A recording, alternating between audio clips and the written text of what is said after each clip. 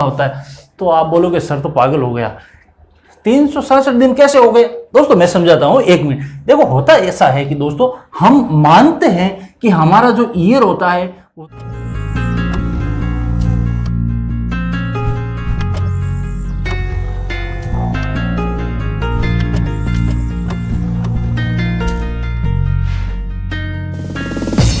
दोस्तों एक बार फिर आपका स्वागत है। आज हम लेके आए हैं रीजनिंग की क्लास जो एनटीपीसी और ग्रुप डी के लिए बहुत महत्वपूर्ण होने वाली है। दोस्तों आज हम रीजनिंग का एक चैप्टर पढ़ने जा रहे हैं, उसका नाम है कैलेंडर बहुत अच्छी तरह से पढ़ेंगे, अच्छी भाषा के अंदर और जितना सरल तरीके से पढ़ना हो उतनी मैं पूरी कोशिश करूंगा दोस्तों, ताकि आपको दूसरी बार इस वीडियो को देखने की जरूरत ना पड़े, दूसरी बार आपको कैलेंडर की वीडियो को देखने की जरूरत ना पड़े, ऑटोमेटिकली आपके सब कंसेप्ट क्लियर हो जाए। दोस्तों कैलेंडर के अंदर क्या होता है दोस्तों, सबसे पहले ध्यान रखना, हम पढ़ेंगे क्या, वर्ष को पढ़ेंगे। क्या पढ़ेंगे?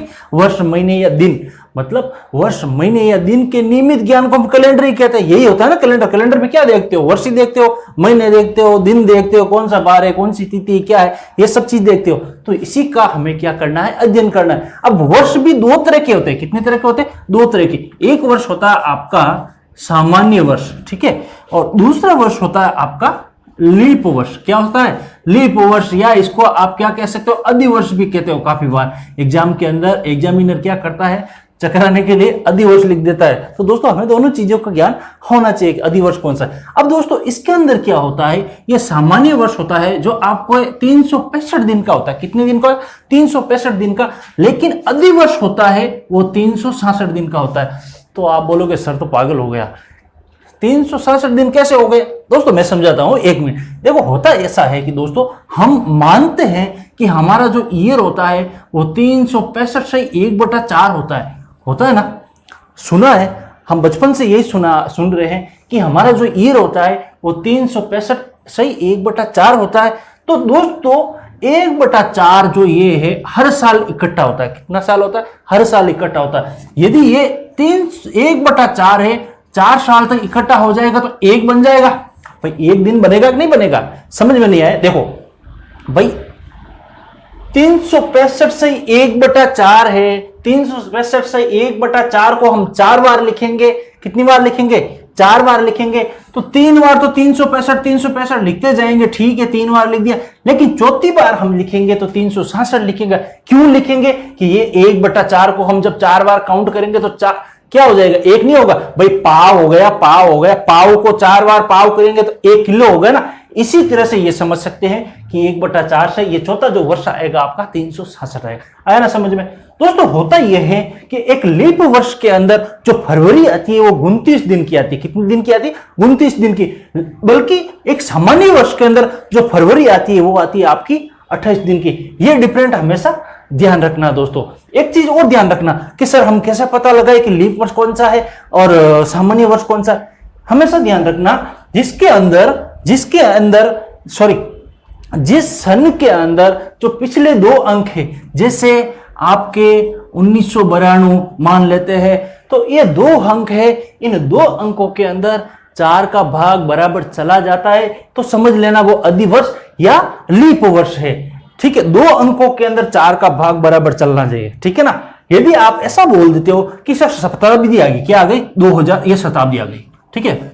यदि आपके शताब्दी आ जाए तो हमेशा ध्यान रखना आपका 400 का भाग बराबर चला जाता है। 400 का भाग बराबर चला जाता है तो क्या होगा? आपका लीप वर्ष होगा। ये चीजें कंसेप्ट है जो इंपॉर्टेंट है दोस्तों, आपके दिमाग में ये चीजें फिट हो जानी चाहिए कि 4 का भाग और 400 का भाग। 400 का भाग कब जाएगा? जब शताब्दी होगी। और 4 का भाग कब जाएगा? जब ये 2 लास्ट में जो 2 अंक हो गए ईयर के, उसमें भाग देना हो, उस समय क्या करेंगे हम? 4 का भाग देंगे। दोस्तों ये कंसेप्ट ध्यान रखना। और इसके अंदर फरवरी होगी जो आपके 28 दिन की होगी, और इसके अंदर जो फरवरी होगी आपके कितनी? 29 दिन की होती है। आगे देखते हैं दोस्तों को अभी थोड़ी देर पहले प्रैक्टिकल के रूप में जिस तरह से समझाया है, उन चीजों को मैं स्टेप बाय स्टेप बोर्ड पे लिखा हूं ताकि आपके लिए आगे बहुत काम आ सके। दोस्तों मैंने पहले आपको समझाया था कि लीप वर्ष और अधिवर्ष, यदि किसी भी वर्ष के अंतिम 2 अंकों में 4 का भाग जाता है, वो पहले ही समझाया, लेकिन मैं एक बार वापस विजुअली बता देता हूं। तो वो पौने 6 चला जाता है तो वो क्या कहलाता है, अधिवर्ष कहलाता है। लेकिन शताब्दी में वही होता है कि आपको 400 का भाग देते हैं और शताब्दी में 400 का भाग पूरा पूरा चला जाता है तो वो क्या कहलाती है, अधिवर्ष कहलाती है। ठीक है दोस्तों, विषम दिनों की संख्या, अब हम पता कैसे लगाए कि विषम दिन कैसे निकाला जाता है। विषम दिन समझते हो ना, आगे समझा देता हूं, अभी इसी में स्टेप में समझा देता हूं।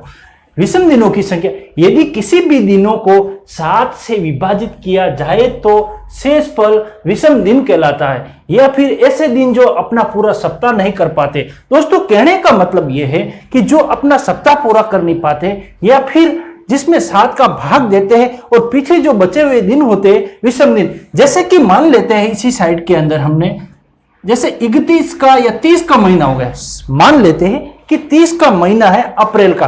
अप्रैल महीने के अंदर विषम दिन कितने हैं, तो जैसे हम इसको 7 का भाग देते हैं तो 7 चौक कितना होगा, 28 होगा।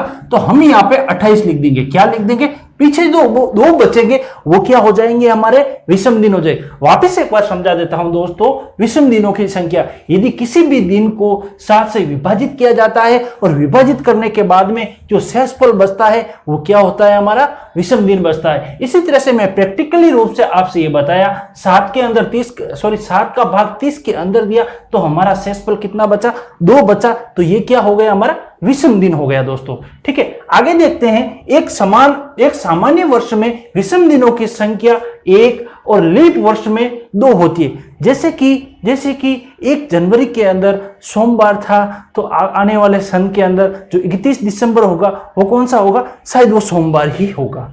ठीक है दोस्तों,